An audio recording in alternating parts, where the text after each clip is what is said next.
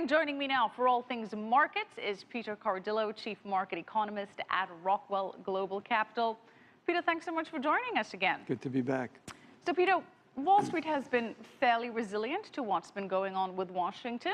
A few days down, but overall, the Dow, the hardest hit, down 1.2% for the week.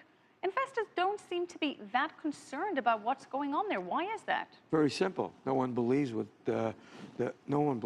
the U.S. is going to default on its obligations, and the bottom line is, the politicians have played this card before. It's just a political theater that they're having right now, and at the very end, whether or not we get a budget, it's not really relevant because we haven't had a budget, 4 or 5 years. The most important thing is to raise the debt ceiling, and the markets are telling us that that's going to happen. I certainly believe it's going to happen. The consequences, if that would happen, if they didn't raise the debt limit, obviously the consequences would be extremely negative. So you're saying investors for now, whilst they're a little wary about the Washington wrangling flooding over into the debt ceiling debate, that they're pretty confident that Washington will get its act together by October 17th. Absolutely. In fact, I think, we could probably see the government reopen very shortly. And the reason why I say that is because, there's a lot of rhetoric now that's heating up. And, Mr. Obama canceled his trip to Asia. Yesterday, the House Speaker basically vowed that the United States would never default on its debt. So when you start to hear things like that, and the president not being missing in action, obviously, behind the scenes, I think they're working hard, and I think that we'll probably come to a resolution, and the government will. So you are not concerned that we will pass that October 17th deadline without a debt ceiling limit? Not one iota. No.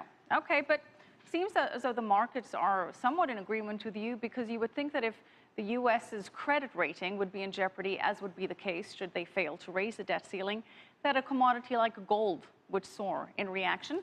Gold has been down 2% for the week. That's right.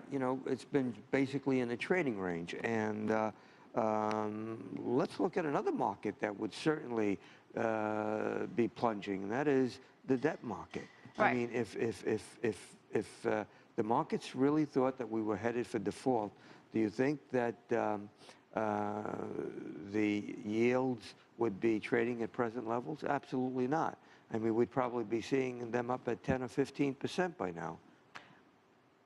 Despite all of this, or regardless of all of this, we've had a solid IPO market this week. Shares like Remax listing. We had talk about the Twitter IPO. And we had Potbelly today up 120%. I want to talk a little bit about that. What is so exciting about yet another fast food sandwich shop? When IPOs are successful, and when you have companies coming to rush them out, that's a good sign for the stock market. Another reason to be bullish, and another reason to think that this quarter is going to be a strong quarter again for stocks. And third quarter earnings season officially kicks off next week with former Dow component Alcoa. We're also going to have Yum Brands reporting, and towards the end of the week, Wells Fargo and JP Morgan. Are investors just more focused on corporate news right now than they are on government news? No, I think that they're focused more on corporate news actually, and not the rhetoric, not the charade that's taking place in Washington. But speaking about earnings, I think we're headed for a repeat of what we saw the last quarter. Revenues growth, I think, is going to be skimpy. It's probably not going to be. It's probably going to be worse than last quarter reporting season. But I think on a whole that most companies will beat market expectations. Now, there could be a rise in the quality of earnings. That could be a concern because, companies are mean and lean.